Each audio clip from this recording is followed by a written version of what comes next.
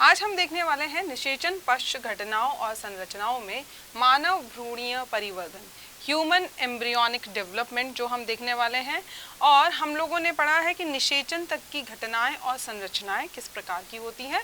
तो अब निषेचन हो चुका है, नर व मादा युग्मक जो है उनके बीच में निषेचन हो चुका है, भ्रूण बन चुका है। अब उस भ्रूण का विकास कैसे होगा वो हम इस अध्याय में पढ़ने वाले हैं। तो पिछले अध्याय में हमने मानव जनन तंत्र जो है ह्यूमन रिप्रोडक्टिव सिस्टम, उसकी संरचना, नर एवं मादा युग्मकों के बनने व उनकी संरचना और उसके निषेचन के बारे में अध्ययन किया है। तो अब हम यहाँ पर भ्रूण के परिवर्धन के बारे में अध्ययन करेंगे और निषेचन के बारे में भी एक और बार देखेंगे। तो सबसे पहले बात करते हैं हम भ्रूणीय परिवर्धन मतलब एम्ब्रियोनिक डेवलपमेंट की। निषेचन की क्रिया के उपरांत बने भ्रूण में होने वाले परिवर्तनों की क्रिया या एक श्रृंखला है जिसके फलस्वरूप एक भ्रूण जो है वयस्क जीव में परिवर्तित होता है। और यहाँ पर तीन प्रक्रियाएं मुख्यतः होती हैं। पहला है युग्मनज का विभाजन एवं वृद्धि, दूसरा है विभिन्न प्रकार की कोशिकाओं में जीन अभिव्यक्ति जीन एक्सप्रेशन द्वारा विभेदन होता है, और तीसरा है विभेदित कोशिकाओं से उत्तक तथा उत्तकों से अंगों एवं अंग तंत्रों का विकास होना। समस्त प्रक्रिया जो है भ्रूणोद्भिद एम्ब्रियोजेनेसिस कहलाती है। और भ्रूणोद्भव की समस्त प्रक्रियाओं का अध्ययन जो है जीव विज्ञान की शाखा भ्रूणिकी एम्ब्रियोलॉजी में करते हैं। आजकल वैज्ञानिक जीव में परिवर्तन की प्रक्रियाओं के साथ साथ भ्रूण के आनुवांशिक नियंत्रण जेनेटिक कंट्रोल का भी अध्ययन करते हैं। इस अध्ययन की शाखा को परिवर्धन जीव विज्ञान मतलब डेवलपमेंटल बायोलॉजी कहते हैं। भ्रूणीय परिवर्धन की प्रावस्थाएं, अब फेजेस क्या क्या आती हैं हमारे एम्ब्रियोनिक डेवलपमेंट के टाइम पे। तो सबसे पहले हम लोगों ने देखा युग्मक जनन मतलब गैमेटोजेनेसिस, युग्मकों का निर्माण होता है। फिर निषेचन होता है नर और मादा युग्मक का। फिर विदलन क्लीवेज होता है जो हमारा जायगोट बना है उसमें, या युग्मनज जिसे हम बोल रहे हैं, तूतक का निर्माण फॉर्मेशन ऑफ मॉड्यूला।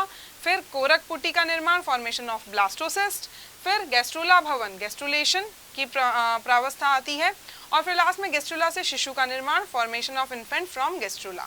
तो सबसे पहले हम बात करेंगे युग्मक जनन की, गैमेटोजेनेसिस की, युग्मकों का निर्माण की। तो नर व मादा में अगुणित क्रमशः शुक्राणु एवं अंडाणु का निर्माण होता है इस प्रक्रिया में। फिर इन नर और मादा युग्मकों का निषेचन होता है जिसे हम फर्टिलाइजेशन बोल रहे हैं। तो यहाँ पर इनके संलयन से युग्मनज बनता है और इसी को निषेचन बोलते हैं। युग्मनज में गुणसूत्रों की संख्या द्विगुणित हो जाती है क्योंकि दोनों नर व मादा युग्मक जो हैं वो अगुणित गुणसूत्र लेकर आए थे। क्रोमोसोम्स की संख्या द्विगुणित हो जाती है। सभी जीवधारियों में निषेचन की प्रक्रिया अलग अलग प्रकार की बाह्य या आंतरिक होती है। निषेचन की क्रिया के लिए नर मैथुन क्रिया द्वारा शुक्राणुओं को मादा जनन पथ पर स्खलित करता है। अतः मनुष्य में आंतरिक निषेचन इंटरनल फर्टिलाइजेशन मतलब मादा जो शरीर है उसके अंदर जब निषेचन हो रहा है तो वो आंतरिक निषेचन कहलाएगा। मादा में निषेचन की प्रक्रिया अंडवाहिनी फैलोपियन ट्यूब में होती है। सामान्यतया शुक्राणु अंडाणु के कोशिका द्रव्य में प्रवेश करता है, परंतु कुछ जाति में शुक्राणु की पूंछ बाहर रह जाती है और केवल केंद्रक तारकाय तथा बहुत कम कोशिका द्रव्य अंडाणु के अंदर प्रवेश करता है। निषेचन से पूर्व अंडाणु के केंद्रक को मादा प्राक केंद्रक फीमेल प्रोन्यूक्लियस तथा शुक्राणु के केंद्रक को नर प्राक केंद्रक मेल प्रोन्यूक्लियस कहते हैं। निषेचन के समय प्राक केंद्रकों के संलयन से युग्मनज जायगोट बनता है, जायगोट का केंद्रक बनता है। और अब इस तरीके से हमारा युग्मनज जो है वो बन चुका है। फिर जो हमारा अगली जो घटना आती है, तो निषेचन के समय निम्नलिखित घटनाएं होती हैं। सबसे पहले हम पढ़ेंगे निषेचन से पूर्व की घटनाएं जो निषेचन से पहले हो रही हैं। तो निषेचन की क्रिया मादा की डिंब वाहिनी के ऊपर तिहाई भाग में होती है, मतलब हमारी जो फैलोपियन ट्यूब है उसके ऊपरी तिहाई भाग में होती है। इस समय अंड अपनी द्वितीयक अंडक अवस्था सेकेंडरी oocyte स्टेज में होता है। द्वितीयक अंडक जो होता है शुक्राणु के संपर्क में आते ही सक्रिय हो जाता है और इसका द्वितीयक विभाजन जो है वो पूर्ण हो जाता है। और अब अंडक जो है वो क्या कहलाता है, अंडाणु, मतलब फाइनल जो ओवम बनता है वो शुक्राणु के प्रवेश करने के बाद में जो है उसमें जो आखिरी विभाजन होता है, द्वितीयक विभाजन जो होता है, अर्धसूत्री द्वितीयक विभाजन, वो उसमें पूरा होता है। अंडाशय के ग्राफियन पुटिका ग्राफियन फॉलिकल के फट जाने से एक द्वितीयक अंडक कोशिका सेकेंडरी oocyte सेल मुक्त होकर अंडवाहिनी में आ जाता है। यह कोशिका अंडवाहिनी के भित्ति में उपस्थित पक्षमाप सीलिया तथा श्लेष्म म्यूकस के द्वारा तरंग गति से गर्भाशय की ओर अग्रसर होता है। निषेचन की क्रिया इसके बाद में होती है, शुक्राणुओं का अंड की ओर गमन। अब किस तरीके से शुक्राणु जो है वो अंड की ओर जाते हैं, तो मैथुन क्वाइटस जिसे हम बोलते हैं उस क्रिया के समय शिशन के रुधिर अवकाशों में रुधिर भर जाने के परिणाम स्वरूप शिशन कड़ा हो जाता है। नर इस उत्थानित शिशन इरेक्टाइल पेनिस को मादा की योनि में प्रवेश कराता है। मैथुन क्रिया के अंतिम चरण पर मूत्रोजनन छिद्र से वीर्य मादा की योनि में स्खलित होता है। एक बार में स्खलित वीर्य की मात्रा में 3 से 4 मिलीलीटर तक हो सकती है। इसमें शुक्राणुओं की संख्या लगभग 30 से 40 करोड़ तक होती है। इनमें से भी लगभग 1% शुक्राणु ही अंडवाहिनी तक पहुंच पाते हैं और बाकी सब बीच में ही नष्ट हो जाते हैं। शुक्राणु अपनी पूंछ की सहायता से कशाभीय गतियां फ्लैजिलर मूवमेंट्स करते हुए लगभग 5 मिलीमीटर प्रति मिनट की गति से अंडवाहिनी की ओर बढ़ते हैं।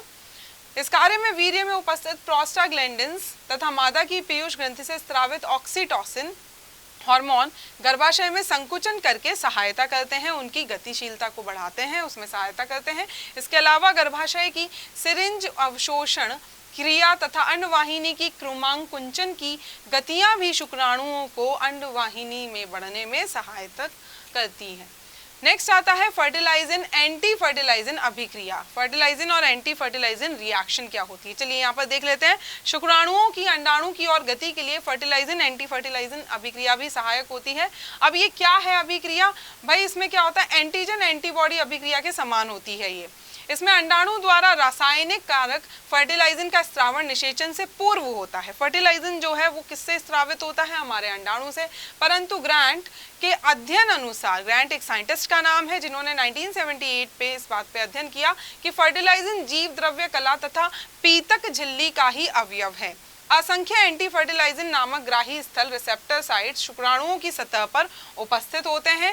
फर्टिलाइजिन इन ग्राही स्थलों के प्रति आसंजकता प्रदर्शित करता है, जिसके कारण शुक्राणु अंडाणु की ओर गति करते हैं। मतलब एक तरीके से खींचा जा रहा है। भाई जो फर्टिलाइजिन जो हमारे अंडाणु स्त्रावित कर रहे हैं उनके लिए एक साइट है जहां पर जाकर वो चिपकेंगे शुक्राणुओं के ऊपर, और उसी साइट को हम क्या बोल रहे हैं, उसी ग्राही स्थल को हम क्या बोल रहे हैं, एंटी फर्टिलाइजिन नामक ग्राही स्थल।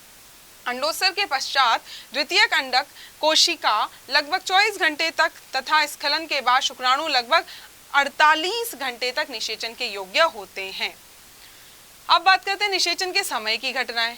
तो मैथुन क्रिया के बाद नर के शुक्राणु मादा की योनि एवं गर्भाशय से होते हुए शीघ्र ही गर्भाशय नाल में पहुंच जाते हैं, परंतु शुक्राणु अपनी मूल दशा में अंडक का निषेचन नहीं कर सकते हैं। जिस दशा में वो आए थे उस दशा में नहीं कर पाएंगे। अतः निषेचन के योग्य होने के लिए इनमें कुछ परिवर्तन होते हैं और जिन्हें हम क्या बोल रहे हैं, कैपेसिटेशन, सामर्थ्य धारिता।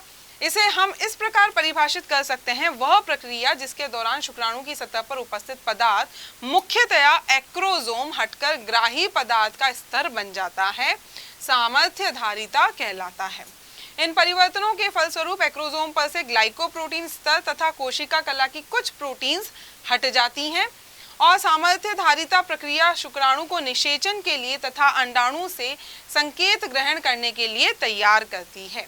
तत्पश्चात सैकड़ों सामर्थ्यधारी शुक्राणु अपने एक्रोसोम द्वारा अंडक की प्रसारण किरीट कोरोना रेडिएटा से चिपक जाते हैं, जो कि उनकी बाहर की झिल्ली है। इस समय एक्रोसोम से हाई एल्यूरोनिडेज तथा न्यूरीमिनिडेज नामक एंजाइम मुक्त होते हैं। दो एंजाइम यहाँ पर मुक्त हो रहे हैं। देखिए किस तरीके से शुक्राणु जो है वो चिपक रहे हैं हमारे अंडाणु की कोरोना रेडिएटा से। और यहाँ पर हम देख सकते हैं कि कोरोना ए अगर हम बात करें, इसकी अगर हम बात करें तो यहाँ पर कोरोना रेडिएटा से शुक्राणु अंदर आते हुए, बी की अगर हम बात करें, यहाँ पर इसकी बी की अगर हम बात करें तो एक्रोसोम अभिक्रिया लाइजिन एंजाइम का स्त्रावण, सी की अगर हम बात करें तो शुक्राणु अंडकला, शुक्राणु जो है यहाँ पर देखिए अंडकला तथा जोना पेल्यूसिडा में घुसते हुए। और अगर हम डी की बात करते हैं तो शुक्राणु एवं अंडकला, यहाँ पर देखिए अब शुक्राणु यहाँ पहुंच चुका है, पहले यहाँ था, फिर यहाँ आया, फिर यहाँ आया और अब यहाँ आ गया। तो डी वाले में देखिए शुक्राणु एवं अंडाणु कला का मिलन एवं शुक्राणु का अंडाणु में प्रवेश हो रहा है। और अगर ई की बात करते हैं तो ई में यहाँ पर क्या हुआ है, वल्कुटी अभिक्रिया एवं एंजाइम के स्रावण से जोना पेल्यूसिडा का कठोर होना, ताकि और शुक्राणु, एक के अलावा शुक्राणु वहां पर प्रवेश ना कर सके। तो हाई एल्यूरोनिडेज हाई एल्यूरोनिक अम्ल को विघटित कर देता है, जो ग्राफियन पुटिकाओं में अंडाणु को घेरे हुए कोरोना रेडिएटा की कोशिकाओं को बांधे रखता है। तो हाई एल्यूरोनिडेज एंजाइम का काम क्या है, हाई एल्यूरोनिक अम्ल जो है उसको विघटित करना। यह एंजाइम अंडक की कोरोना रेडिएटा तथा पारभासी आवरण या जोना पेल्यूसिडा को विघटित करके शुक्राणु के अंडक में प्रवेश के लिए मार्ग बनाते हैं। इस प्रकार शुक्राणु अंडाणु कोशिका की कोशिका कला तक पहुंच जाते हैं। जैसे ही किसी शुक्राणु का इस कला से संपर्क होता है, अंडक कोशिका से कुछ एंजाइम मुक्त होकर पारभासी स्तर को अन्य सभी शुक्राणुओं के लिए अभेद्य बना देते हैं, ताकि एक से ज्यादा शुक्राणु वहां प्रवेश ना कर सकें।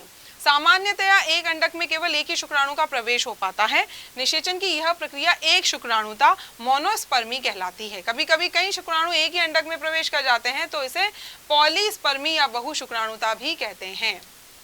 एक से अधिक शुक्राणुओं के अंडक में प्रवेश करने से निषेचन झिल्ली के निर्माण तथा अंडक में होने वाली अन्य भौतिक रासायनिक अभिक्रियाएं अवरुद्ध हो जाती हैं। सबसे पहला शुक्राणु कुछ प्रोटीन्स की अभिक्रिया के कारण अंडक कोशिका की कला के संपर्क में आने पर कला से चिपककर अंडक कोशिका में घुस जाता है। अंडक कोशिका उत्तेजित होकर द्वितीय परिपक्वन विभाजन, समसूत्री विभाजन, जिसे हम मियोसिस सेकंड के नाम से भी जानते हैं, पूर्ण करती है। अंडक अब परिपक्व अंडाणु बन जाता है। इससे मादा प्राक केंद्रक फीमेल प्रोन्यूक्लियस होता है तथा एक छोटी द्वितीय ध्रुवीय कोशिका भी बनती है, जो हमारा लास्ट वाला जो विभाजन हुआ है उससे। शुक्राणु अंडाणु में सक्रिय ध्रुव के निकट से प्रवेश करता है और शुक्राणु का केवल शीर्ष तथा मध्य भाग ही अंडाणु में प्रवेश करता है। शुक्राणु की पूंछ जो है वो पीछे रहकर कट जाती है। शुक्राणु केंद्र के मध्य भाग के साथ अंडाणु के प्रवेश स्थान से अंदर घुसता है तथा यह 180 डिग्री के कोण पर घूमता है। इस समय शुक्राणु का केंद्रक भी कुछ बड़ा हो जाता है। इसे नर प्राक केंद्रक मेल प्रोन्यूक्लियस कहते हैं। अब मादा प्राक केंद्रक थोड़ा अपने पथ से खिसककर नर प्राक केंद्रक की ओर आ जाता है। नई दिशा की ओर यह गति मैथुन पथ, जिसे हम कॉपुलेशन पाथ भी बोलते हैं, कहलाती है। इस तरह प्राक केंद्रकों के समेकन से एक द्विगुणित डिप्लॉयड कोशिका बनती है, जो युग्मनज जाइगोट कहलाती है या निषेचित अंडाणु कहलाती है। निषेचन की बाद की घटनाएं। अब निषेचन के बाद की घटनाएं क्या क्या होती है भाई? इसके पश्चात जो है युग्मनज में तीव्रता से समसूत्री विभाजन प्रारंभ हो जाता है, क्योंकि अब जो है कोशिकाओं की संख्या बढ़ानी है, पूरा जीव हमें बनाना है, तथा इसी समय यह अंडवाहिनी से गर्भाशय की ओर अग्रसर होने लगता है, धीरे धीरे खिसकने लगता है और विभाजित भी होता जाता है, जहां इसका परिवर्तन गर्भाशय के अंदर होता है। निषेचन का महत्व क्या है? Significance of fertilization. तो भाई दो अगुणित युग्मकों के संलयन के फलस्वरूप बना युग्मनज गुणसूत्रों की संख्या को पुनः द्विगुणित करता है। मतलब पहले जो जीव द्विगुणित थे उन्होंने युग्मक बनाए जो अगुणित थे, और अब वापस जो युग्मकों का संलयन हुआ है उससे कौन सी स्थिति आ गई? फिर वापस से द्विगुणित स्थिति आ गई है। शुक्राणु निषेचन क्रिया में अंडे के अंदर पहुंचकर अंडक कोशिका को द्वितीयक परिपक्वन विभाजन के लिए सक्रिय करता है और उसका फाइनल विभाजन होता है। युग्मनज के कोशिका द्रव्य में तीव्र रासायनिक परिवर्तन होते हैं, जिसके कारण अन्य शुक्राणुओं का प्रवेश जो है वो अवरुद्ध हो जाता है। इस प्रकार केवल एक शुक्राणु ही अंडाणु में प्रवेश कर पाता है। ध्रुवीय काय द्वारा अर्धसूत्री विभाजन के समय अंडाणु कोशिका में कोशिका द्रव्य की कमी हो जाती है। यह कमी शुक्राणु के कोशिका द्रव्य द्वारा पूर्ण हो जाती है। तो ये सब महत्व है। अंड कोशिका का कोशिका द्रव्य जो होता है वर्णक कणिकाओं पिगमेंट ग्रैन्यूल से में गति प्रारंभ करता है, जो निषेचन पथ को स्पष्ट करने में सहायक होते हैं। निषेचन के परिणाम स्वरूप अंडाणु तथा शुक्राणु से केवल एक एक तारककाय युग्मनज कोशिका में प्रवेश करता है, जिसके कारण तर्कु बनना प्रारंभ हो जाता है। निषेचन युग्मनज में विदलन या भ्रूणीय विकास के लिए प्रेरित करता है। अलग अलग युग्मकों के संलयन से संतान में पैतृक लक्षणों का समावेश होता है, जिससे आनुवांशिक विभिन्नताएं उत्पन्न होती है। ये विभिन्नताएं जैव विकास मतलब एवोल्यूशन के लिए काफी आवश्यक होती हैं। तीसरी जो घटना है वो है विदलन, जिसे हम क्लीवेज बोलते हैं। क्लीवेज किसमें हो रहा है? हमारे युग्मनज में हो रहा है। तो निषेचन के लगभग 24 घंटे पश्चात मानव युग्मनज में विदलन की प्रक्रिया प्रारंभ हो जाती है। युग्मनज में होने वाले तीव्र समसूत्री विभाजन को विदलन या विखंडन सेगमेंटेशन कहते हैं। इसमें बारंबार विभाजन से कोशिकाओं की संख्या बढ़ती है तथा डीएनए की मात्रा में भी वृद्धि होती है। विदलन का प्रारंभ अंडवाहिनी में ही होने लगता है और वो अग्रसर भी है गर्भाशय की तरफ। युग्मनज में प्रथम समसूत्री विभाजन के फलस्वरूप 2 कोशिकाएं बनती हैं। विदलन द्वारा बनी यह संतति कोशिकाएं कोरक खंड ब्लास्टोमियर कहलाती हैं। अब विदलन के प्रकार हम देखते हैं, किस टाइप के क्लीवेज होते हैं। विदलन को अंडाणु में उपस्थित पीतक योग की मात्रा प्रभावित करती है, क्योंकि पीतक निष्क्रिय तथा निर्जीव पदार्थ होता है। परिणाम स्वरूप कोशिका द्रव्य में विदलन की खांच बनने की गति धीमी हो जाती है। अतः पीतक की मात्रा के आधार पर विदलन मुख्य रूप से दो प्रकार का होता है। पहला है होलोब्लास्टिक क्लीवेज, पूर्ण भंजी विदलन। इस प्रकार के अंडे दो कोरक खंडों में पूर्णतया विभाजित होते हैं। यह समीप समपीतकी तथा अल्पपीतकी अंडों में पाया जाता है। अब पूर्णभंजी विदलन को पुनः दो भागों में विभाजित किया जा सकता है। समान पूर्णभंजी विदलन मतलब इक्वल होलोब्लास्टिक क्लीवेज। इस प्रकार के विदलन से बने युग्मनज के दोनों कोरक खंड समान आकार के होते हैं, जैसा कि नाम से ही पता लग रहा है। उदाहरण मनुष्य हो गया, एम्फिऑक्सिस, अधिकांश मॉलस्क हो गए, एकाइनोडर्मेटा हो गए और अन्य अकशेरुकी जंतुओं के अंडों में भी इसी प्रकार का आपको विदलन मिलेगा। दूसरे होते हैं असमान पूर्णभंजी, जहां पर दोनों कोरक खंड समान आकार के नहीं होंगे। एक छोटा होगा सूक्ष्म खंड और एक बड़ा कोरक खंड होगा दीर्घ खंड। तो उदाहरण में मेंढक के युग्मनज में तीसरा विदलन जो होता है वो इसी प्रकार का होता है। दूसरा आता है अंशभंजी विदलन, जिसे हम मीरोब्लास्टिक क्लीवेज भी बोलते हैं। इस प्रकार के अंडे दो कोरक खंडों में पूर्णतया विभाजित नहीं होते हैं। विदलन की खांचे केवल सक्रिय प्राणी ध्रुव के कोशिका द्रव्य का विभाजन करती है। अंडे का निष्क्रिय पीतक युक्त भाग अविभाजित ही रहता है। यह अति पीतकी तथा असमपीतकी अंडों में पाया जाता है। तो यहाँ पर अंशभंजी जो विदलन है वो भी प्राय जो है दो प्रकार के होते हैं। विंभाव विदलन, डिस्क्वाइडल क्लीवेज, और इस प्रकार के विदलन में जो खांचे होती है वो केवल कोशिका द्रव्य के बिंब तक ही सीमित रहती हैं, जैसे कि रेप्टाइल्स में और पक्षियों में।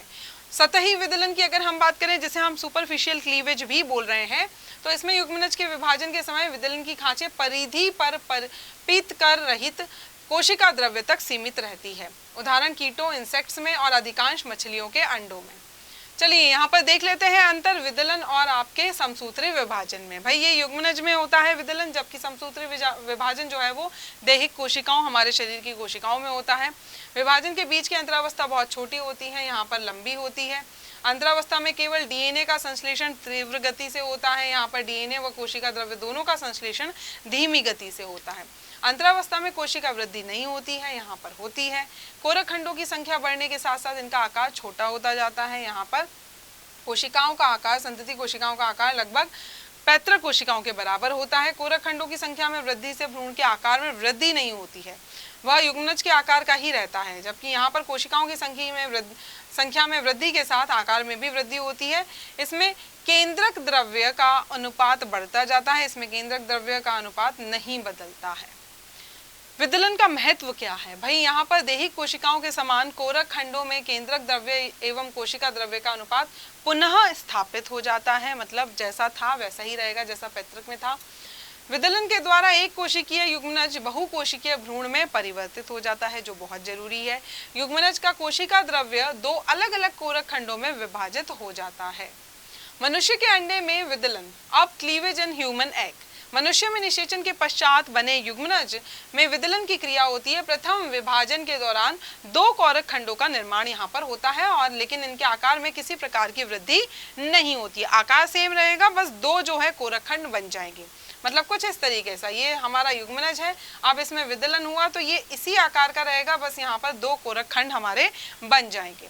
दूसरा विभाजन पहले विभाजन के समकोण पर होता है, मतलब इस तरीके से 90 डिग्री पर, और तथा युग्मनज चार समान कोरक खंडों में विभाजित हो चुका है। इन कोरक खंडों का लगातार विभाजन होता रहता है और 2, 4, 8 और 16 कोशिकीय अवस्थाओं का निर्माण होता है, तथा कोरक खंड क्रमशः छोटे होते जाते हैं। कोरक खंड जो है वो देखिए छोटे होते जाएंगे जैसे जैसे विभाजन होता जाएगा। यह संपूर्ण प्रक्रिया मादा की अंडवाहिनी में ही संपन्न होती है। मनुष्य का युग्मनज लगभग 0.1 मिलीमीटर व्यास का डायमीटर का होता है। निषेचन के 1 घंटे बाद ही विदलन जो है वो प्रारंभ हो जाता है, और चौथे दिन की समाप्ति पर 4 बार समसूत्री विभाजन के फलस्वरूप 16 कोरक खंडों ब्लास्टोमियर्स का गोल ठोस भ्रूण बन जाता है, जिसे अब हम तूतक या मोरुला कहते हैं। तो यहाँ पर हम देख सकते हैं कि ये पहला दिन है, फिर ये दूसरा, ये तीसरा, ये चौथा। देखिए यहाँ पर विभाजन की प्रक्रिया आपको बता रखी है, और ये अंडवाहिनी है, उसमें आगे की तरफ ये गति भी कर रहा है और साथ साथ विदलन भी इसमें चल रहा है। 2, फिर 4, फिर 8 और फिर ये देखिए 16। तो ये 8वां दिन है और ये 9वां दिन है और फाइनली ये 10वां दिन है। तो अंडे का निषेचन, युग्मनज का विदलन, भ्रूण का प्रारंभिक विकास तथा गर्भाशय में रोपण। तूतक का निर्माण। अब मोरुला कैसे बनता है? यह 16 कोरक खंडों की गोल एवं ठोस संरचना है। इसका आकार युग्मनज के समान ही होता है, आकार में कोई परिवर्तन नहीं आया है। इस अवस्था का जैसे ही प्रारंभ होता है, भ्रूण पक्षमाभि की क्रिया और पेशीय संकुचन द्वारा अंडवाहिनी के नीचे की ओर बढ़ने लगता है। तूतक निषेचन के लगभग 4 से 6 दिन बाद गर्भाशय में पहुंचता है। लगभग 4 से 6 दिन बाद निषेचन के। विदलन की इस अवस्था में भ्रूण के चारों तरफ जोना पेल्यूसिडा का स्तर होता है। तूतक निर्माण के समय कोरक खंडों में कोशिका द्रव्य की वृद्धि नहीं होती है, परंतु अनुवांशिक पदार्थ में वृद्धि होती है, क्योंकि हर विभाजन में जो है अनुवांशिक पदार्थ जो है उसकी हम बोल सकते हैं द्विगुणन हो रहा है। इसमें 2 प्रकार का कोशिकीय स्तर होता है। बाह्य कोशिकीय स्तर, आउटर सेल लेयर, इनकी कोशिकाओं से पोष कोरक का निर्माण होता है जो अपरा प्लेसेंटा के निर्माण में भाग लेता है। और भीतरी कोशिकीय पिंड, इनर सेल मास, यह कोशिकाओं का समूह होता है जो भ्रूण बीज एम्ब्रियोब्लास्ट कहलाता है। इससे ही भ्रूण के विभिन्न अंग बनते हैं। तो यहाँ बाहर वाला जो भाग है वो प्लेसेंटा बनाएगा और अंदर वाला जो भाग है वो भ्रूण बीज बनाएगा। तो यहाँ पर हम देख सकती हैं, देखिए विभाजन की प्रक्रिया चल रही है, 4 फिर 8 फिर 16, और किस तरीके से जो है अब यहाँ पर रोपण हो रहा है वो हमें बताया जा रहा है। कोरक पुटी का निर्माण, फॉर्मेशन ऑफ ब्लास्टोसिस्ट। अब गर्भाशय में जो पहुंचकर भ्रूण की कोशिकाएं गर्भाशयी गुहा से स्रावित ग्लाइकोज युक्त पोषक तरल पदार्थों का अवशोषण करने लगती है, उनको लेने लगती है। इन पोषक तत्वों को गर्भाशयी दुग्ध या यूटेराइन मिल्क भी कहते हैं। यह जोना पेल्यूसिडा या पारभासी आवरण में से भ्रूण के अंदर आता है। इसके पश्चात पोषण लेते हुए भ्रूण में 2 से 3 दिनों तक परिवर्धन होता रहता है। अतः भ्रूण के तूतक मोरुला के बाह्य कोशिकीय स्तर तथा भीतरी कोशिकीय पिंड के मध्य इस पोषक द्रव्य से भरी हुई एक बड़ी गुहा बन जाती है, कैविटी बन जाती है, जिसे हम क्या बोलते हैं? कोरक गुहा, ब्लास्टोसील। कोरक गुहा के विस्तार के कारण भीतरी कोशिकीय पिंड भ्रूण के एक ध्रुव की ओर सीमित होने लगता है, मतलब एक ही कोने में खिसक जाता है। भ्रूण की यह प्रावस्था कोरक पुटी, ब्लास्टोसिस्ट तथा भ्रूण कोरक या ब्लास्टुला कहलाती है। ब्लास्टुला निर्मित होते होते भ्रूण का जोना पेल्यूसिडा जो है वो समाप्त हो जाता है तथा भित्ति की कोशिकाएं चपटी हो जाती हैं। चपटी कोशिकाओं की परत पोष कोरक, ट्रोफोब्लास्ट कहलाती हैं। ये भ्रूण को सुरक्षा एवं पोषण प्रदान करती हैं तथा अपरा की निर्माण भी करती हैं। भीतरी कोशिकीय पिंड एक और ध्रुव पर पुंज के रूप में दिखाई देते हैं जो भ्रूण बीज या एम्ब्रियोब्लास्ट कहलाते हैं। इसके एक और सक्रिय ध्रुव एनिमल पोल तथा दूसरी ओर अक्रिय ध्रुव वेजिटल पोल स्थित होता है। कोशिकीय पुंज के ऊपर पाई जाने वाली पोष कोरक कोशिकाएं रॉबर की कोशिकाएं, सेल्स ऑफ रॉबर कहलाती है। तो देखिए ये एक ध्रुव की ओर पहुंच चुका है और यहाँ पर संरचना बताई गई है आपको कोरक पुट की, और उसका रोपण किस तरीके से हो रहा है गर्भाशय में वो यहाँ पर दिखाया जा रहा है कि किस प्रकार रोपण होगा उसका। कोरक गुहा का महत्व। अब ब्लास्टोसील का महत्व क्या है, इसकी इंपॉर्टेंस क्या है? कोरक गुहा में भ्रूण में पीतक के रूप में पूर्वजों का भोजन संचित रहता है। दूसरा, कोरक गुहा में अधिक द्रव एकत्रित होने से इसके आकार में भी वृद्धि होती है, अतः कोरक पुटी में भी वृद्धि होती है और यह भ्रूण के लिए मादा के गर्भाशय से और अधिक आहार ग्रहण करता है। चलिए, भ्रूण का रोपण कैसे होगा गर्भाशय में? तो कोरक पुटी बनने के पश्चात भ्रूण के ऊपर स्थित जोना पेल्यूसिडा का आवरण धीरे धीरे समाप्त होने लगता है। अब पोष कोरक कोशिकाओं से गर्भाशयी दुग्ध स्रावित होने लगता है, अतः पोष कोरक स्तर की कोशिकाएं गर्भाशय की भित्ति के सीधे संपर्क में आ जाती हैं। इस स्तर की कोशिकाएं लाइटिक एंजाइम का स्रवण करती हैं। इस प्रकार भ्रूण गर्भाशय की अंतःभित्ति की कोशिकाओं को नष्ट कर उनका भक्षण करने लगता है और अंतः भ्रूण पूर्ण रूप से गर्भाशय की आंतरिक स्तर एंडोमेट्रियम, जिसे हम बोल रहे हैं, कि भित्ति से जुड़ जाता है। यह प्रक्रिया रोपण इम्प्लांटेशन कहलाती है। यह क्रिया निषेचन के लगभग 7 से 8 दिन के बाद होती है। रोपण के प्रकार की अगर हम बात करें तो केंद्रीय रोपण, संकेंद्रीय रोपण और अंतराकाशी रोपण 3 प्रकार के हो सकते हैं। यहाँ पर अगर हम केंद्रीय रोपण की बात करें तो गर्भाशय के स्तर की सतह से जुड़ा रहता है भ्रूण तथा गर्भाशय की गुहा में प्रक्षेपित रहता है। यह पृष्ठीय रोपण सुपरफिशियल इम्प्लांटेशन भी कहलाता है, जो किसमें होता है? शशक में, मांसाहारी एवं निम्न प्राइमेट्स में होता है। संकेंद्री जो होता है, इसमें गर्भाशय का श्लेष्मिका स्तर वलित होकर भ्रूण को पूरी तरीके से ढक लेता है। एक तरीके से स्थिति में भ्रूण गर्भाशय गुहा की खांच में धंसा हुआ रहता है, जैसे चूहा, गिलहरी आदि में मिल जाएगा। तीसरा होता है अंतराकाशी रोपण। रोपण के इस प्रकार में कोरकपुटी गर्भाशय ऊतक में पूरी तरीके से धंस जाता है, जैसे मनुष्य में, बंदर में, सुअर आदि में यही प्रकार का रोपण हमें देखने को मिलेगा।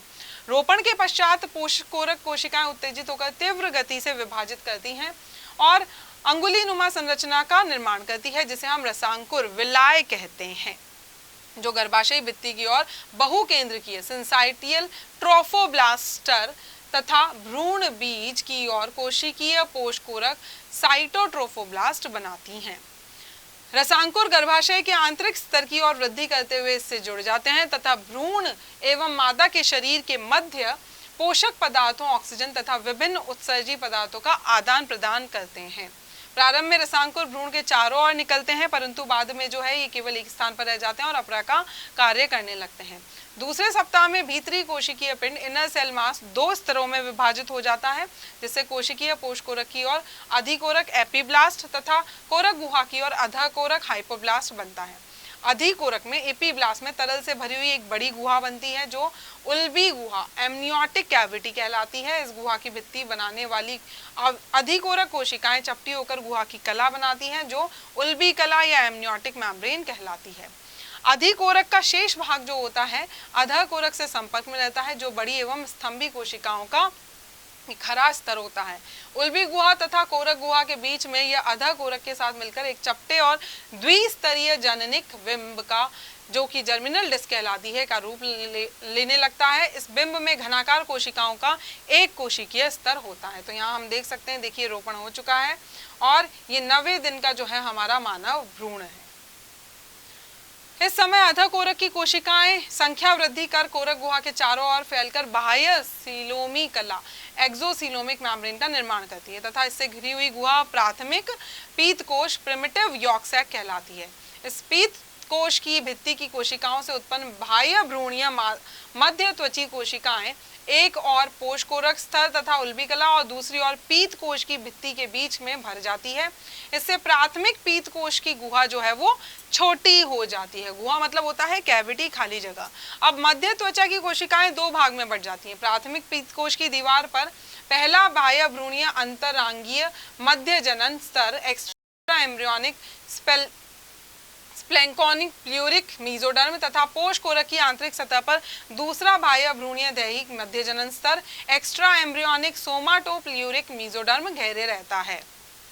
जननिक बिंब केवल एक स्थान पर से ही जुड़ा रहता है और इसे संयोजक ग्रंथ या कनेक्टिंग स्टॉक कहते हैं। तो जो जननिक बिंब है वो केवल एक स्थान पर से ही जुड़ा रहेगा, जो बाद में नाभिक रज्जु अम्बाइलिकल कोड जो बच्चे की जिससे बच्चा जुड़ा रहता है वो बनाता है। संयोजक व्रंत बनने के बाद अधकोरक की कोशिकाएं पुनः अपनी संख्या में वृद्धि करती है, जिससे प्राथमिक पीत कोश की भित्ति जो होगी आंतरिक स्तर पर फैलकर बहुत छोटा द्वितीयक पीत कोश सेकेंडरी यॉर्क सैक बनाती है तथा शेष भाग को समय के लिए बाह्य गुही पुटी एक्सोसीलोमिक सिस्ट के रूप में बन जाता है। तो यहाँ पर 13वां दिन के कोरक पुटी में विभिन्न प्रकार की भ्रूण कलाओं और बाह्य भ्रूण कलाओं का वर्धन तथा माता के गर्भाशय में उसका रोपण जो है वो यहाँ पर दिखाया जा रहा है। इस चित्र में हम देख सकते हैं कि किस तरीके से 13वें दिन के यहाँ पर अवस्थाएं बताई गई हैं। रोपण एवं सगर्भता हार्मोन।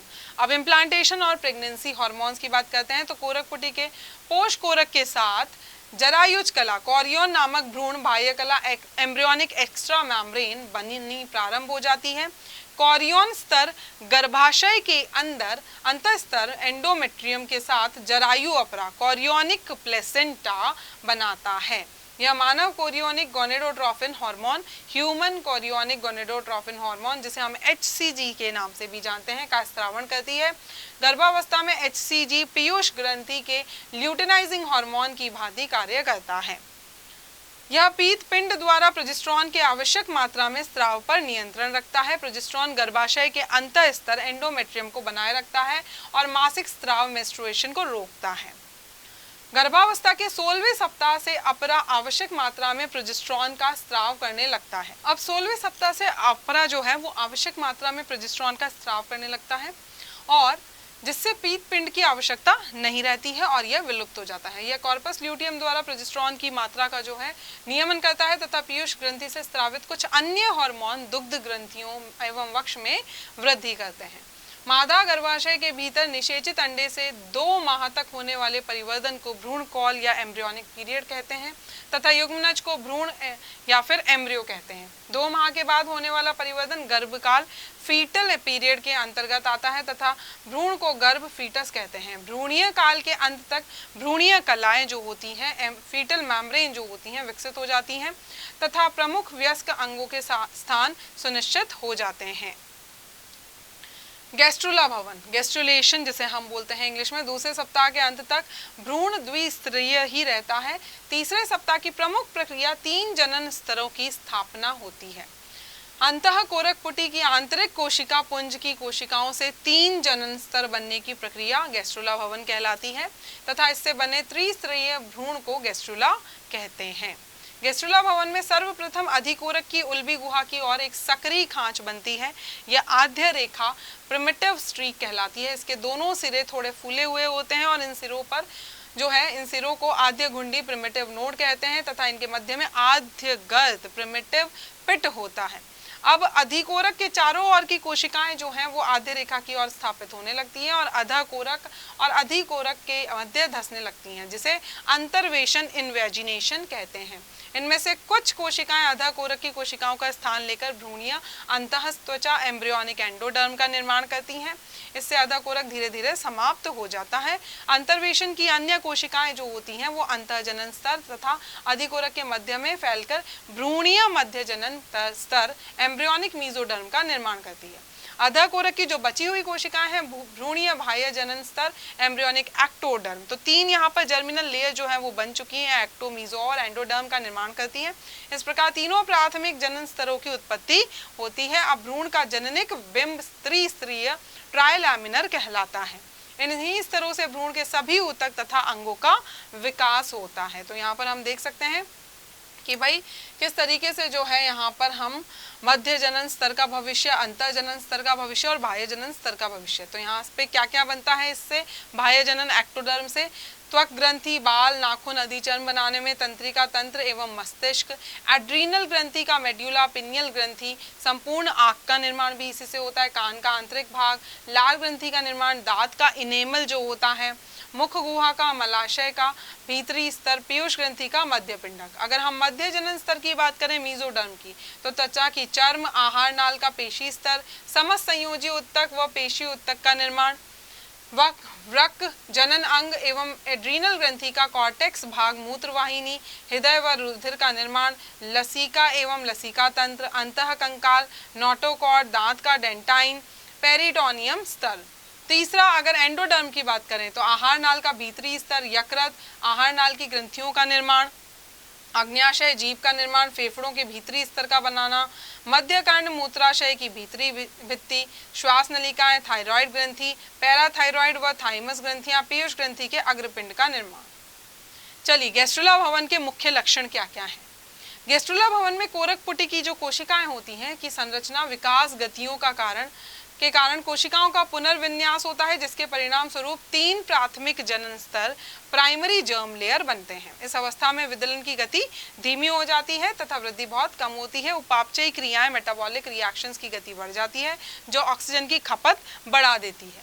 भ्रूणीय कोशिकाएं क्रियात्मक रूप से सक्रिय हो जाती हैं। नए प्रकार के प्रोटीन्स का संश्लेषण प्रारंभ हो जाता है।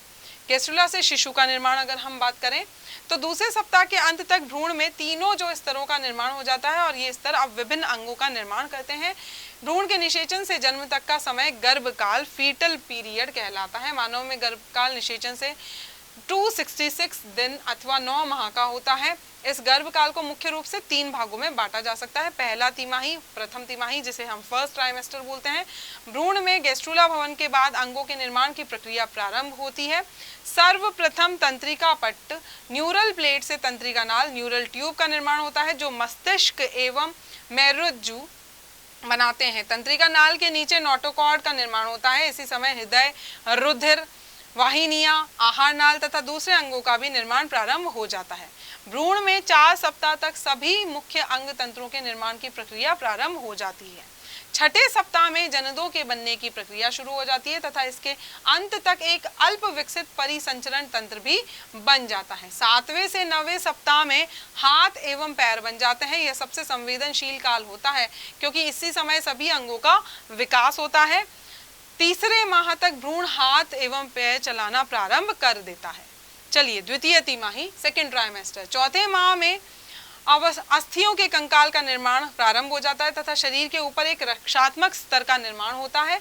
5वें माह में सिर एवं शरीर पर रोम बनने लगते हैं, बाल बनने लगते हैं, इन्हें लेन्यूगो कहते हैं। छठे माह के अंत तक मानव भ्रूण की सभी रचनाएं एवं अंग पूर्ण रूप से बन चुके होते हैं तथा भ्रूण के हृदय की धड़कन मां के उदर के ऊपर से सुनी जा सकती है। अंतिम तिमाही की अगर हम बात करें, लास्ट ट्राइमेस्टर, इस दौरान भ्रूण अपने आकार एवं भार में तेजी से वृद्धि करता है। इस काल में मुख्यतया मस्तिष्क का विकास जो है वो होता है तथा नई तंत्रिकाएं तथा उनमें परस्पर संबंधों का निर्माण होता है। माता से भ्रूण प्रतिरक्षी प्राप्त करता है जो जीवन के प्रारंभिक काल में शिशु का प्रतिरक्षण करते हैं। मतलब कि हम बात कर रहे हैं एंटीबॉडीज की। भ्रूणीय शरीर के पूर्ण विकसित होने पर 9वें माह में भ्रूण जन्म लेने के लिए तैयार हो जाता है। भ्रूण लगभग 18 से 20 इंच लंबा तथा 3 से 4 किलोग्राम तक का हो सकता है। जन्म से पहले शिशु में लेन्यूगो सामान्यतया नष्ट हो जाते हैं। जो रोम बने थे लेन्यूगो जिन्हें हमने बोला था वो नष्ट हो जाते हैं जन्म से पहले ही।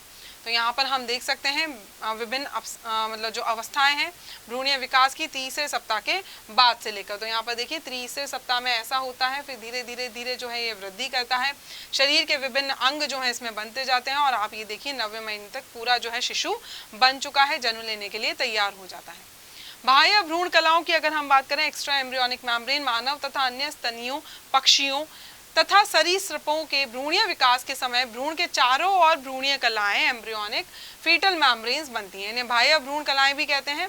यह भ्रूण की सुरक्षा, पोषण, श्वसन तथा उत्सर्जन करती हैं। इनका निर्माण जो है पोषक कोरक से होता है तथा इनसे किसी भी अंग का निर्माण नहीं होता है। चलिए कौन कौन से प्रकार की होती हैं ये बाह्य भ्रूण कलाएं। सबसे पहली है पीत कोश, जिसे हम योग सैक बोलते हैं इंग्लिश में, और ये निषेचन के 8वें दिन अधः कोरक बनने के पश्चात कुछ कोशिकाएं स्थानांतरित होकर कोरक खंड की ओर भीतरी सतह पर कोरक गुहा के साथ साथ एक परत बनाती है। यद्यपि स्तनियों के भ्रूण में पीतक नहीं होता है परंतु पोष कोश का विकास रुधिर निर्माण के लिए होता है। दूसरा है उल्ब, एमनियन। यह भ्रूण को चारों ओर से घेरे रहती है। इस प्रकार भ्रूण एक गुहा से घिरा होता है, इसे उल्ब गुहा या एमनियोटिक कैविटी कहते हैं। इस गुहा में उल्ब तरल भर जाता है। यह भ्रूण को बाह्य आघातों से सुरक्षा करता है तथा एल्ब्यूमिन का अवशोषण करता है। यह भ्रूण को सूखने से भी बचाता है। भ्रूण इस गुहा में नाभि रज्जु प्लेसेंटल कॉर्ड के द्वारा लटका रहता है। उल्ब तरल में भ्रूण की कोशिकाएं उपस्थित होती हैं। इन कोशिकाओं द्वारा भ्रूण का लिंग तथा अनुवांशिक विकारों का पता लगाया जा सकता है। इसी के तरल में टेस्टिंग करके हम पता लगा सकते हैं भ्रूण का लिंग क्या है और अनुवांशिक अगर विकार कोई है तो। इस विधि को उल्बवेधन एमनियोसेंटेसिस कहते हैं।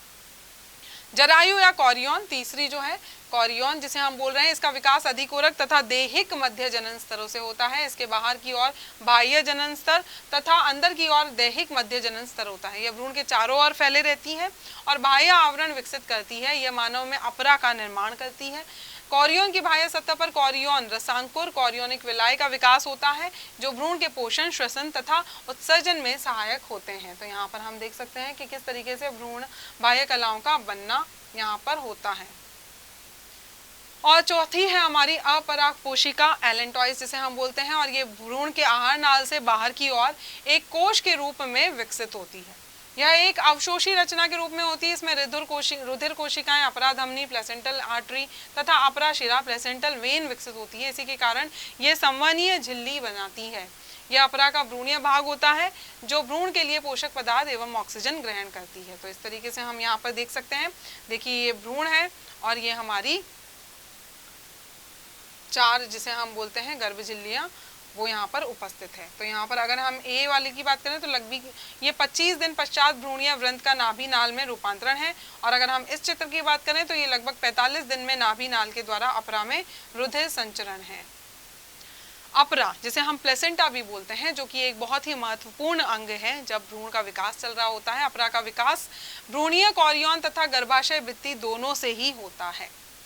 तो भ्रूणीय कोरियन से रसांकुर तथा रुधिर वाहिनियों का विकास हो जाता है और एक अत्यधिक संवहनीय अंग का निर्माण होता है। यह अंग गर्भाशय तथा भ्रूण के रसांकुर से परस्पर जुड़कर भ्रूण को गर्भाशय की दीवार से जोड़ देता है। यह जुड़ाव अपरा या प्लेसेंटा कहलाता है। अपरा के रसांकुर विलाय गर्भाशय की दीवार में धसे हुए होते हैं। अपरा का निर्माण निषेचन के तीसरे सप्ताह तक हो जाता है। अपरा में मात्र रुधिर एवं भ्रूण रुधिर वाहिनियां अलग अलग होती हैं, जिससे दोनों का रुधिर आपस में नहीं मिलता है।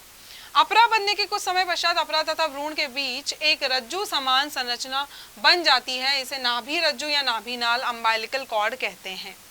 इस नाभि रज्जु द्वारा गर्भ का उदर अपरा से जुड़ा होता है। अपरा human chorionic gonadotropin HCG, human placental lactogen HPL, estrogen तथा प्रोजेस्टेरॉन हार्मोन स्रावित करती है। अब HCG की उच्च स्रावित मात्रा से एस्ट्रोजन तथा प्रोजेस्टेरॉन का संश्लेषण उद्दीपित होता है। मनुष्य में अपरा हीमोकोरियल तथा मेटाडिस्क्वाइडल प्रकार की होती है। अपरा का आकार बिंबाकार डिस्क शेप्ड होता है तथा यह लगभग 18 सेंटीमीटर व्यास की एवं 4 सेंटीमीटर मोटी होती है। यह नाभि रज्जु द्वारा भ्रूण से जुड़ी रहती है। अपरा के दो भाग होते हैं, गर्भ अपरा और मात्रक अपरा। गर्भ अपरा भ्रूण की कोरियन रसांकुर से बना भाग है और मात्रक अपरा जो है यह भाग माता के गर्भाशय की भित्ति से बना होता है। मात्रक तथा गर्भ अपरा एक दूसरे से सीधे संपर्क में नहीं होते हैं। मात्रक अपरा से पोषक पदार्थ तथा ऑक्सीजन विसरण के द्वारा गर्भ अपरा के रुधिर में पहुंचते हैं तथा गर्भ अपरा से कार्बन डाइऑक्साइड तथा उत्सर्जी पदार्थ मात्रक अपरा के रुधिर में पहुंचते हैं। अपरा के प्रकार की अगर हम बात करें तो यहाँ पर देखिए, गर्भ झिल्लियों के आधार पर जो है यहाँ पर हमने अलग अलग प्रकार के यहाँ पर अपरा देखे हैं। पीत कोश अपरा, यॉर्क सैक प्लेसेंटा, इसमें अपरा पीत कोश द्वारा निर्मित होती है जैसे कंगारुओं में। कोरियोनिक अपरा जो है इसमें अपरा कोरियन झिल्ली द्वारा निर्मित होती है जैसे सभी यूथेरिन स्तनधारियों में। कोरियोनिक एलेंटोइक अपरा जो कि इसमें अपरा कोरियन और एलेंटोइक झिल्ली द्वारा निर्मित होती है जैसे हम में, मनुष्य में। भ्रूणीय रसांकुरों के गर्भाशय की दीवार से संबंध के आधार पर यहाँ पर हम लोग फिर वापस अपरा के 5 प्रकार में विभाजित कर सकते हैं। एपिथेलियो कोरियल, तो यहाँ पर अपरा जो है में भ्रूणीय ट्रोफोब्लास्ट तथा गर्भाशय की एपिथेलियम एक दूसरे के संपर्क में होते हैं तथा इनके सभी स्तर पूर्ण होते हैं जैसे सूअर में। अगर हम सिंडेस्मोकोरियल की बात करें तो इसमें अपरा में गर्भाशय की एपिथेलियम के फटने से कोरियोनिक एपिथेलियम गर्भाशय की दीवार के संयोजी उत्तक में स्थानांतरित हो जाते हैं जैसे कि गाय या भेड़ों में। अगर हम एंडोथीलियो कोरियल की बात करें तो यहाँ पर अपरा में गर्भाशय का जो संयोजी उत्तक होता है क्षतिग्रस्त हो जाता है, जिसके फलस्वरूप भ्रूणीय उत्तक मादा रुधिर वाहिनियों की एंडोथीलियम के संपर्क में आ जाता है जैसे कुत्ता, बिल्ली तथा अन्य मांसभक्षी स्तनधारी। हीमोकोरियल की बात करें तो यहाँ पर जो है गर्भाशय की एपिथेलियम, अपरा में जो गर्भाशय की एपिथेलियम संयोजी उत्तक तथा रुधिर कोशिकाओं की एंडोथीलियम क्षतिग्रस्त हो जाती है जिससे भ्रूण की कोरियोनिक एपिथेलियम माता के रुधिर के सीधे संपर्क में आ जाती है जैसे मनुष्य। हीमो एंडोथीलियल की अगर हम बात करते हैं तो यहाँ पर अपरा में गर्भाशय की एपिथेलियम संयोजी उत्तक, माता की रुधिर कोशिकाओं की एंडोथीलियम तथा भ्रूण की ट्रोफोब्लास्टिक एपिथेलियम सब क्षतिग्रस्त हो जाती हैं जिससे भ्रूण कोशिकाएं माता के रुधिर में स्वतंत्र रूप से पड़ी रहती हैं जैसे कि शशक। चलिए, प्रसव के समय मात्रक अपरा के क्षतिग्रस्त होने के आधार पर अगर हम बात करें तो यहाँ पर अपरा 3 प्रकार की हो जाती हैं। सबसे पहली है नॉन डेसिडुएट। इस प्रकार के अपरा में भ्रूण के अपरा से के रसांकुर गर्भाशय की दीवार के क्रिप्ट्स में स्थित रहते हैं, अतः जन्म के समय गर्भाशय की दीवार को बिना कोई हानि पहुंचाए रसांकुर अलग हो जाते हैं जैसे कि घोड़ा, बकरी, जुगाली करने वाले जितने भी स्तनधारी हैं। फिर होता है डेसिडुएट। अपरा में रसांकुर गर्भाशय की दीवार के क्रिप्ट्स में काफी अंदर तक धसे हुए रहते हैं, तो जन्म के समय अंकुरों के साथ मादा के अपरा का संवहनीय भाग क्षतिग्रस्त होता है जैसे मानव शशक। और तीसरे होते हैं कॉन्ट्राडेसिडुएट। इसमें अपरा का भ्रूणीय भाग जन्म के समय गर्भाशय में अवशोषित कर लिया जाता है जैसे कि मूल। अपरा के कार्य क्या होते हैं? पोषण प्रदान करना, जो भ्रूण है उसको पोषण प्रदान करना। दूसरा है श्वसन, भ्रूण को श्वसन तथा विभिन्न उपापचयी क्रियाओं के लिए मात्र रुधिर से ऑक्सीजन प्रदान करना। उत्सर्जन, एक्सक्रीशन, तो यहाँ पर उपापचयी क्रियाओं के फलस्वरूप बने जितने भी नाइट्रोजन युक्त अपशिष्ट पदार्थ हैं, वेस्ट प्रोडक्ट्स हैं, श्वसन के फलस्वरूप बने कार्बन डाइऑक्साइड हैं, उनको विसर्जित करना माता के रुधिर में। प्रतिरक्षा, खसरा, चेचक, डिप्थीरिया, कुछ प्रकार के बुखार आदि के प्रतिरक्षी अपरा के द्वारा माता के रुधिर से भ्रूण में पहुंचते हैं और इन रोगों के प्रति भ्रूण को प्रतिरक्षा प्रदान करते हैं। हार्मोन्स का स्त्राव जो होता है अपरा से गर्भावस्था में कोरियोनिक गोनेडोट्रोपिन, एस्ट्रोजन, प्रोजेस्टेरोन तथा रिलैक्सिन नामक हार्मोनों का स्त्राव होता है। और चयनात्मक अवरोधक जो है माता के रुधिर से लाभदायक पदार्थ जैसे पोषक पदार्थ हो गया, ऑक्सीजन हो गया, प्रतिरक्षी हो गया आदि को भ्रूण में प्रवेश करने देता है, परंतु हानिकारक पदार्थों एवं जटिल प्रोटीनों को प्रवेश करने से रोकता है हमारा अपरा। चलिए प्रसव की बात करते हैं। तो निषेचन के लगभग 266 दिन या 9 माह तक की अवधि सगर्भता अवधि, प्रेगनेंसी पीरियड या गर्भावधि गेस्टेशन पीरियड कहलाती है। गर्भावधि पूर्ण होने पर गर्भाशय की पेशियों में तीव्र संकुचन, वाइग्रस कॉन्ट्रैक्शन प्रारंभ हो जाते हैं।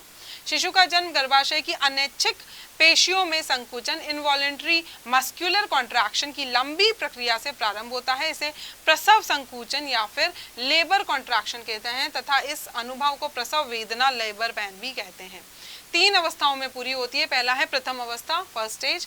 30 मिनट या इससे अधिक समय में पुनरावृत्ति होती है प्रत्येक 30 मिनट में। फिर ये तरंग गतियां और शीघ्र होने लगती हैं, तेजी से होने लगती हैं। इस समय गर्भाशय की ग्रीवा लगभग 10 सेंटीमीटर तक फैल जाती है। प्रसव की यह अवस्था सर्वाधिक लंबी होती है जो लगभग 8 से 24 घंटे तक रहती है। द्वितीय अवस्था, पहले शिशु का सिर धीरे धीरे योनि से बाहर आता है तथा कुछ संकुचन के फलस्वरूप शिशु का पूरा शरीर बाहर आ जाता है। अभी भी नाभि रज्जु शिशु को अपरा से जोड़े रहती है। और तृतीय अवस्था जो है अपरा गर्भाशय से पृथक होता है और बाहर निकल जाता है। इसके धागे द्वारा शिशु की ओर बांधकर असंक्रमित ब्लेड की सहायता से काटकर अलग कर देते हैं। यह प्रक्रिया सामान्यतः शिशु के जन्म के बाद 10 से 20 मिनट के अंतर पर होती है। तो प्रसव में हार्मोन्स की क्या भूमिका है वो देख लेते हैं। प्रसव की क्रिया तंत्रीय अंतःस्रावी न्यूरो एंडोक्राइन क्रिया द्वारा प्रेरित होती है। शिशु के पूर्ण विकसित होने पर गर्भ एवं अपरा दोनों से प्रसव के लिए संकेत उत्पन्न होते हैं। यह संकेत गर्भाशय में हल्के संकुचनों को प्रेरित करते हैं। इससे गर्भ निक्षेप प्रतिक्रिया, फीटल इजेक्शन रिफ्लेक्स कहते हैं। इसके द्वारा माता की पीयूष ग्रंथि से ऑक्सीटोसिन स्रवण की क्रिया सक्रिय होती है जिससे गर्भाशय में तीव्रता से जो है संकुचन होने लगते हैं। यह संकुचन निरंतर बढ़ता ही रहता है। परिणाम स्वरूप शिशु के गर्भाशय से बाहर निकलने की क्रिया होती है जिसे शिशु जन्म या प्रसव या पार्चुरेशन कहते हैं। पीत पिंड से स्रावित हार्मोन रिलैक्सिन प्रसव के समय गर्भाशय ग्रीवा तथा श्रेणी मेखला के स्नायु को शिथिल करता है जिससे प्रसव के समय शिशु को जन्म लेने में आसानी रहती है। अब लगभग 28 से 35 दिन में गर्भाशय अपनी पूर्ववत अवस्था में वापस आने लगता है। दुग्ध स्रवण की अगर हम बात करें, लैक्टेशन, तो सगर्भता के समय माता से में प्रोजेस्टेरोन एवं एस्ट्रोजन हार्मोन्स के प्रभाव से स्तन ग्रंथियों में कई प्रकार के परिवर्तन होते हैं जिससे इनमें वृद्धि होने लगती है और वक्ष बड़े आकार के भी हो जाते हैं या होने लगते हैं। प्रोलैक्सिन हार्मोन के प्रभाव से शिशु के जन्म के 24 घंटे के अंदर दुग्ध का स्रवण प्रारंभ हो जाता है। माता की स्तन ग्रंथियों वक्ष से शिशु के जन्म के पश्चात दुग्ध स्रावण कहलाता है। यह नवजात शिशुओं का पूर्ण आहार होता है।